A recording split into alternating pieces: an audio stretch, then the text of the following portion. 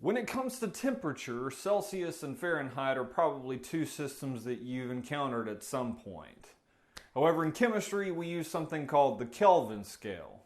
Typically, Celsius and Kelvin are used in physical science, while the Fahrenheit scale is used for engineering applications.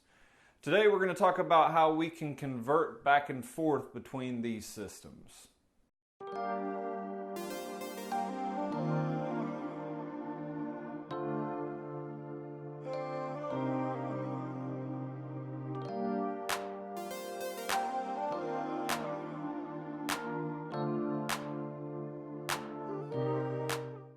First, let's take a look at the relationship between Kelvin and Celsius.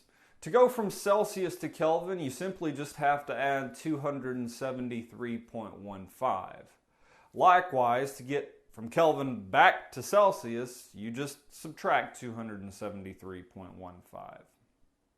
For example, if we wanted to convert 300 Kelvin to degrees Celsius, we would say 300 Kelvin minus 273.15 gives us 26.85 degrees Celsius. It's important to note that when we write the temperature in Celsius, the unit is identified as degrees Celsius.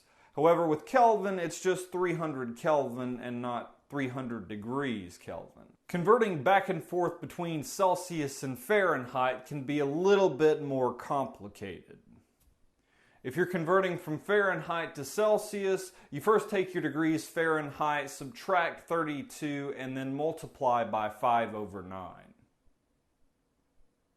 To go from Celsius to Fahrenheit, you essentially just take the reciprocal, where you start with your degrees Celsius, multiply it by 9/5, and then add 32.